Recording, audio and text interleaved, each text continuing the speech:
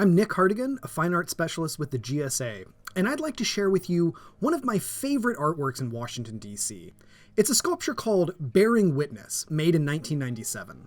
It's tucked in a big open plaza at Federal Triangle, right in the heart of the city.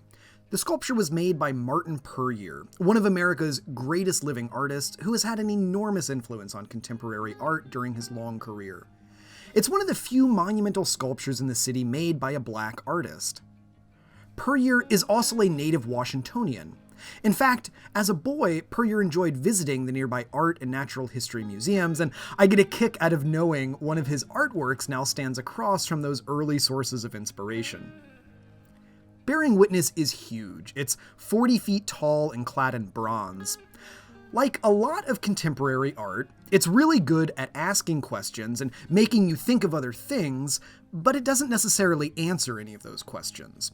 One of the joys of looking at a sculpture like Bearing Witness is that it sends your mind spinning in one direction or another, making associations and comparisons with the rest of the world. When I look at the sculpture, I get two contradictory impulses. On one hand, it looks handmade and finicky, like a bespoke tool or a carved toy that you want to pick up and turn over in your hands. You can tell that the bronze plates have been meticulously crafted and fit. On the other hand, the sculpture can come off as industrial, calling to mind a giant ship being constructed in dry dock or echoing the huge masonry blocks and the neoclassical architecture that surrounds it.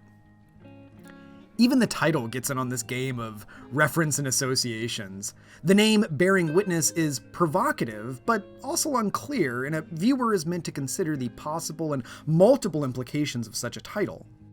Puryear says that he values the referential quality of art, the fact that a work can allude to things or states of being without in any way representing them. And I think that's exactly what Bearing Witness does so well, and it's one of the reasons I so enjoy looking at and thinking about this artwork.